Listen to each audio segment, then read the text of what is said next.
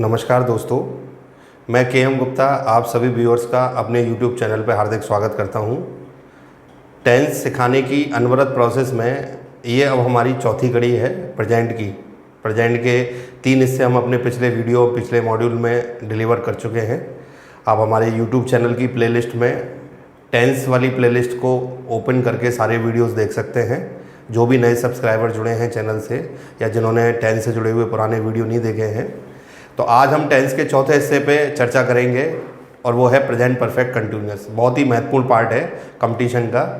इससे 2 तरीके के क्वेश्चन बनते हैं एग्ज़ाम के लिए और ये बिल्कुल 100% निश्चित मान लीजिए कि उनमें से कम एक क्वेश्चन आपको एग्ज़ाम में फेस करना है, चाहे आप किसी भी प्रकार के कॉम्पिटिटिव एग्ज़ाम में जाएँ या ग्रामर से जुड़े हुए किसी भी एग्ज़ाम में जाएँ।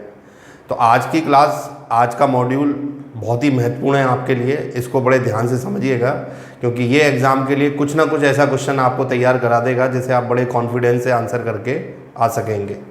तो प्रेजेंट परफेक्ट कंटिन्यूअस आखिर है क्या? सबसे पहले तो हम इसकी शुरुआत करें, इसको जानें। एक शॉर्ट डेफिनेशन बोर्ड पर मैंने लिखी हुई है कि वर्तमान समय में कोई भी कार्य चलता हुआ है और उसके साथ समय दिया गया है। जैसे हमने प्रेजेंट कंटिन्यूअस पढ़ा था तो उसमें सिर्फ कार्य के चलने की बात की जाती थी, पर यहाँ पे एक अंतर है कि यहाँ हमें पता लगता है कि वो कार्य कितने समय से चल रहा है। That's why it is present perfect continuous. तो यहाँ पे मैं आपको थोड़ा सा एक्सप्लेन कर दूँ इस तरीके से कि मान लीजिए इसकी पहचान और अच्छी क्लियर हो जाएगी। कोई भी कार्य पास्ट से शुरू हुआ है और प्रेजेंट में लगातार चल रहा है। जैसे व्यक्ति कह रहा है मैं 10 साल से इस शहर में रह रहा हूँ, तो इसका मतलब क्या हुआ कि उसने पास्ट से शुरू किया, प्रेजेंट में चल रहा है। कोई व्यक्ति कह रहा है कि 5 महीने से मैं इस कंपनी में काम कर रहा हूँ, मतलब पास्ट से शुरू हुआ, प्रेजेंट में चल रहा है।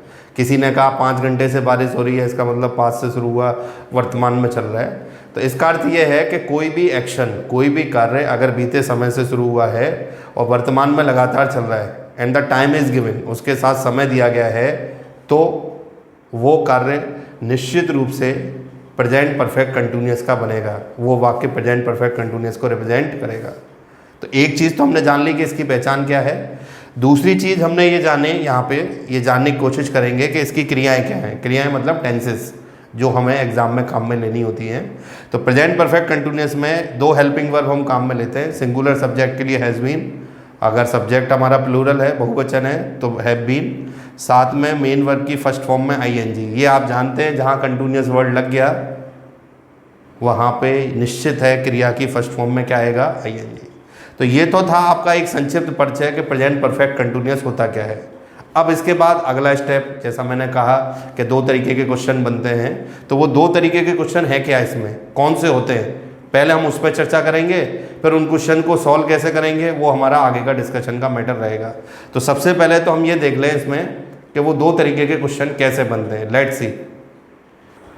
तो दोस्तों, जैसा मैं आपसे कह रहा था कि प्रेजेंट परफेक्ट कंटिन्यूअस में 2 तरीके के क्वेश्चन हम बनाते हैं।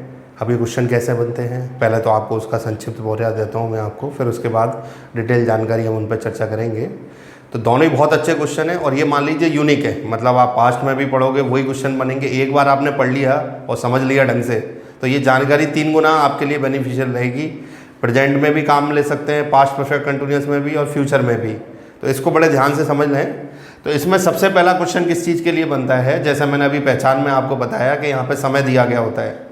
समय यानी कार्य कितने समय से चल रहा है। तो पहला क्वेश्चन इसके लिए होता है कि उस समय को जोड़ने के लिए हम 2 प्रपोजिशन इस्तेमाल करते हैं वाक्य में। एक तो फॉर होती है और एक सिंस। हम पढ़ते हुए आए इनको बचपन से, पर एक्चुअल में क्या हम सही क्वेश्चन का जवाब कर पाते हैं या नहीं कर पाते, ये महत्वपूर्ण चीज़ है।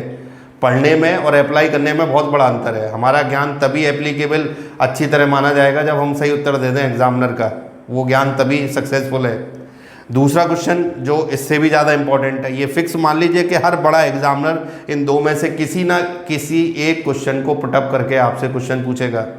दूसरा क्वेश्चन क्यों महत्वपूर्ण है, मान लीजिए कोई ऐसा सेंटेंस दिया गया है जिसमें कार्य के चलने की बात की जा रही है और उसमें समय दिया गया है। ध्यान से सुने, कार्य के चलने की बात की गई हो, सिर्फ समय देने से कुछ नहीं होगा। कार्य के चलने की बात की गई हो और समय दिया गया हो, तो मैंने यहाँ लिखा है कि कई बार एग्जामिनर जानबूझकर ऐसे वाक्य की वर्ब को कंटिन्यूअस में बना देता है, कंटिन्यूअस फॉर्म में बना देता है। ऐसी स्थिति में आपको ये करना होगा कि उस कंटिन्यूअस की वर्ब को किस में चेंज कर दें, परफेक्ट कंटिन्यूअस। जैसे मैं कहूँ he is living here for 5 years. अब यहाँ समय दे रखा है पर जो क्रिया है वो कंटिन्यूस में दे रखी है, तो हमारा काम होगा कि उस क्रिया को कंटिन्यूस से किस में चेंज कर दें, परफेक्ट कंटिन्यूस।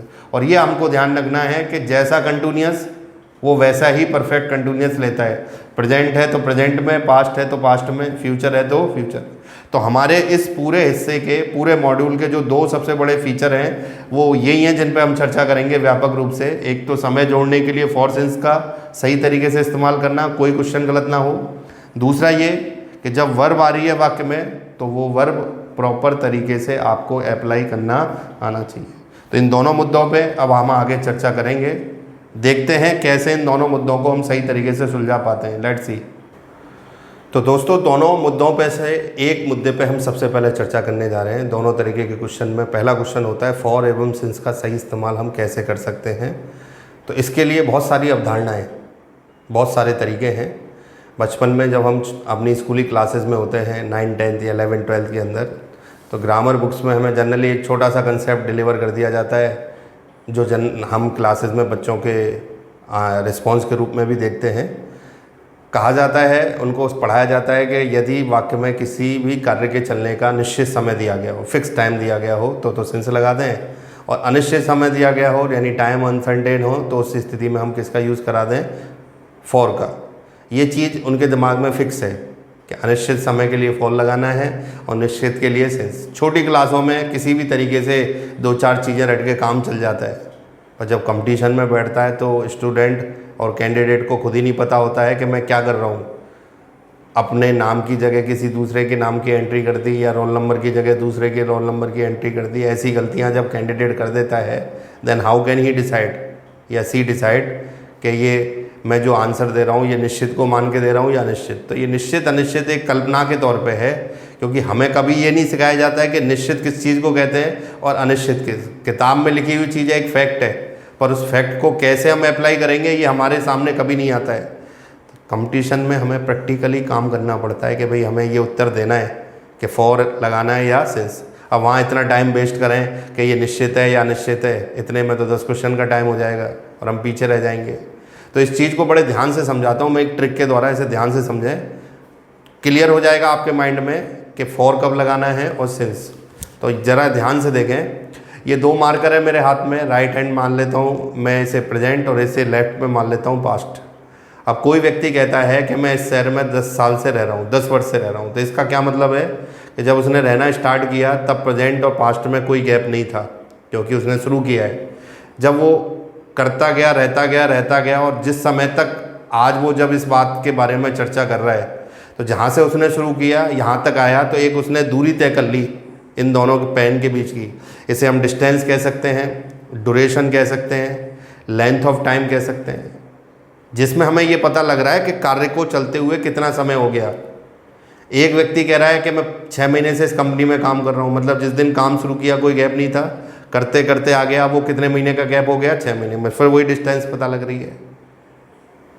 एक व्यक्ति कह रहा है कि 5 घंटे से बारिश हो रही है, मतलब जिस समय शुरू हुई कोई गैप नहीं था, अब ये गैप कितने घंटे का हो चुका है, 5, मतलब ये कार्य चलते हुए कितना समय हो चुका है। सीधी सी भाषा में बात करूं कि कोई कार्य को चलते हुए कितना समय हो गया है, ये हमें ज्ञात होता है।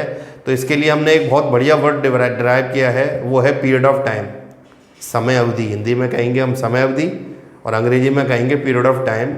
और अगर इसका ज्ञान हमें वाक्य में दिए गए समय से होता है तो आपको बिना किसी हिचकिचाहट के वहाँ पे फॉर का इस्तेमाल करना है, जो मैंने यहाँ बोर्ड पे भी इंडिकेट किया है कि यदि वाक्य में कार्य के चलने की समय अवधि यानी पीरियड ऑफ टाइम दी गई हो तो हमें किसका इस्तेमाल करना है, फॉर। और वो मैंने आपको एक्सप्लेन किया कि ये पता लग जाती है कि कार्य को कितना समय हो गया है। तो ये तो हमारा पहला केस था। अब सिंस में आए, बिल्कुल सिंपल तरीके से सीखें। यहाँ हम गैप को देख रहे थे कि यहाँ से यहाँ तक आने में हमें कितना समय लगा। अब सिंस वाली स्थिति में ये मार्कर हट जाएगा, सिर्फ ये रहेगा मेरे हाथ में। अब व्यक्ति कह रहा है मैं 2010 से शहर में रह रहा हूँ, इसका क्या मतलब है कि उसने ये कैलकुलेशन करके नहीं बताई मेरे को कि यहाँ से यहाँ तक आने में मुझे कितना समय लगा। अब वो क्या बता रहा है कि मैंने काम करना कब से शुरू किया। एक व्यक्ति कह रहा है 5 घंटे से बारिश हो रही है, मतलब ये गैप हमें दिख रहा है। एक कह रहा है सुबह से हो रही है, इसका मतलब ये गैप हमें नज़र नहीं आ रहा है। तो कहने का मतलब मेरा यही है कि यहाँ पे गैप था तो हमने फॉर का इस्तेमाल किया। अब हमें ये पता लग रहा है काम कब से शुरू हुआ। सामान्य भाषा में इसे हम पॉइंट ऑफ टाइम कह देते हैं, यानी कार्य का शुरू होने का बिंदु। पर कुछ विशेष स्थिति में हमने इसका एक नाम बदल दिया तो बहुत अच्छा समझ में आ जाएगा, वो है स्टार्टिंग पॉइंट ऑफ टाइम। जैसा मैंने यहाँ लिखा है स्टार्टिंग पॉइंट ऑफ टाइम, यानी कार्य के शुरू होने का समय। यहाँ कितने समय से चल रहा है ये पता लगा, और यहाँ पता लग रहा है कार्य कब से शुरू हुआ। 10 साल से रह रहा हूँ, एक गैप पता लग रहा है। 2010 से रह रहा हूँ, मैंने काम कब से शुरू किया। तो जब आपको ये गैप दिखे वाक्य में समय कितना हो गया, उस समय में फॉर लगाना है। और जब हमें ये नज़र आए कि कार्य कब से शुरू हुआ है, किस स्थिति से शुरू हुआ है, उस अवस्था में हम किसका इस्तेमाल करेंगे, सिंस। तो ये 2 बेहतरीन पॉइंट ऐसे हैं जिनसे हम कभी भी तय कर सकते हैं कि भाई फॉर कब लगेगा और सिंस कब लगेगा। यहाँ पे एक चीज़ आप जोड़ लें कि फॉर और सिंस में अगर मान लें कभी कोई समय अवधि वाक्य में दी गई हो, जैसे व्यक्ति कहे मैं 5 साल से इसमें रह रहा हूँ शहर में, अब मान लीजिए उस शब्द के साथ, उस अवधि के साथ ये वर्ड जोड़ दिया जाए लास्ट, हिंदी में हम कहते हैं इसे पिछले। अगर ये वर्ड हम ऐड कर दें किसी भी पीरियड ऑफ टाइम के साथ, तो आपको ध्यान रखना है कि आपकी दिशा किसकी तरफ आ जाएगी, सिंस। तो आपको एक एक्स्ट्रा पॉइंट और बता दिया मैंने कि किसी भी समय अवधि से पहले अगर हम लास्ट का इस्तेमाल कर दें तो फिर हम किसका इस्तेमाल करेंगे, सिंस का। तो इन चीज़ों का ध्यान रखिए। तो पहले हम इसी मुद्दे पे अब कुछ एग्जाम्पल की ओर बढ़ेंगे। तो पहले फॉर सिंस को क्लियर करके, अच्छी तरह क्लियर करके, फिर हम आएंगे अपने दूसरे मुद्दे पे कि अगर समय दे रखा है तो क्रिया कंटिन्यूस की ना होकर कैसी होनी चाहिए, परफेक्ट कंटिन्यूस। तो लेट्स सी, कुछ एग्जाम्पल देखते हैं हम जहाँ फॉर सिंस का इस्तेमाल करेंगे। तो दोस्तों एग्जाम्पल लेने से पहले आपको इसके सिंपल, नेगेटिव और इंटेरोगेटिव फॉर्म के फॉर्मूले के बारे में थोड़ी जानकारी दे देता हूँ। यहाँ एक चीज़ स्पेशल भी है, औरों से अलग है, इंडेफिनिट, कंटिन्यूस या परफेक्ट से। वो देखें कैसे। सिंपल फॉर्म बनाएंगे तो सिंगुलर सब्जेक्ट के साथ हैज बीन आएगा, प्लूरल के साथ हैव बीन, और फर्स्ट फॉर्म में क्या लगेगा, आईएनजी। बाकी आप जानते ही हैं आगे ऑब्जेक्ट, रेस्टोल, बाकी चीज़ें रहेंगी, फॉर सिंस रहेगा, टाइम रहेगा। अब आप एक चीज़ विशेषता ध्यान रखें हमेशा के लिए, ये पहली बार आ रही है आज आपके सामने, पर आगे तक जहाँ भी आएगी टेंस के किसी भी हिस्से में आपको ये ध्यान रखना होगा कि जब भी किसी भी हेल्पिंग वर्ब को 2 शब्दों में लिखा जाए और आप उसका नेगेटिव या इंटेरोगेटिव फॉर्म बना रहे हैं, यू हैव टू स्प्लिट, उसको 2 हिस्सों में बांटना पड़ेगा। जैसे आपको नेगेटिव फॉर्म बनाना है तो हैज और हैव पहले आएंगे सब्जेक्ट के हिसाब से, फिर नॉट आएगा, फिर बीन आएगा। ये नहीं कि नॉट को इसके बाद लिख दें, अगर ऐसा कर दिया तो आपका वाक्य गलत हो जाएगा। तो इसका विशेष ध्यान रखें कि जहाँ भी हेल्पिंग वर्ब 2 शब्दों में आ रही है वहाँ पे स्प्लिट करके ही आपको नेगेटिव या इंटेरोगेटिव फॉर्म बनानी है। तो 2 फॉर्मूले हमने देख लिए, एक तीसरा फॉर्मूला और है इंटेरोगेटिव, वो देख लेते हैं, उसके बाद फिर हम कुछ एग्जाम्पल की ओर चलेंगे। Let's see. तो दोस्तों तीसरा फॉर्म और यहाँ पे हम देख लेते हैं, वो है इंटेरोगेटिव फॉर्म, जिसमें मैंने अभी आपको बताया स्प्लिट करके लिखेंगे क्रिया को। सब्जेक्ट के हिसाब से आधा हिस्सा इधर आ जाएगा, सिंगुलर है हैज़, प्लूरल है, उसके बाद सब्जेक्ट आएगा, फिर हम बीन का इस्तेमाल करेंगे, और उसके बाद मेन वर्ब की फर्स्ट फॉर्म में आईएनजी। कई बार कोई विशेष कंडीशन में आपको इंटेरोगेटिव नेगेटिव सेंटेंस भी बनाना होता है तो नॉट से बीन का उपयोग आप सब्जेक्ट और नॉट के बीच, यहाँ पे बीन और सब्जेक्ट के बीच में नॉट का इस्तेमाल कर सकते हैं। तो ये तीनों फॉर्म जानने के बाद सबसे पहले हम फॉर सिंस के कुछ एग्जाम्पल लेते हैं, क्योंकि हमारा पहला टारगेट यही है कि हम फॉर सिंस को आपके दिमाग में क्लियर करें। तो लेट्स सी, कुछ एग्जाम्पल लेते हैं हम। तो दोस्तों कुछ सामान्य एग्जाम्पल आज इस वीडियो में हम डिस्कस करेंगे, बाकी कुछ बड़े एग्जाम्पल, मेन एग्जाम्पल अगले वीडियो में, और जो दूसरा पॉइंट है हमारा वो भी अगले वीडियो में हम डिस्कस करेंगे। तो इन सामान्य एग्जाम्पल को हम देख लेते हैं। यहाँ पे फर्स्ट क्वेश्चन कह रहा है they have been working in this organisation blank space 3 years. तो ये चीज़ हमें गैप दिखा रही है। गैप मतलब काम कितने समय से चल रहा है, और मतलब पीरियड ऑफ टाइम का अंदाज यहाँ से लग रहा है। तो आपको यहाँ पे बिल्कुल सिंपल सा आंसर देना है। किसका यूज़ हो जाएगा यहाँ पे, फॉर, बहुत सिंपल तरीके से जो मैंने एक्सप्लेन किया।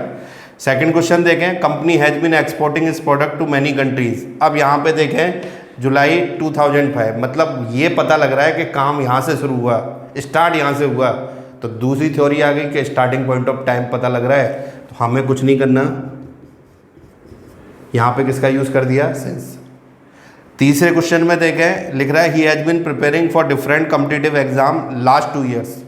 तो मैंने आपको अभी थोड़ी देर पहले एक पॉइंट बताया था कि समय अवधि से पहले अगर लास्ट वर्ड यूज़ कर लिया जाए पीरियड ऑफ टाइम से पहले, तो फिर फॉर की स्थिति हट जाती है।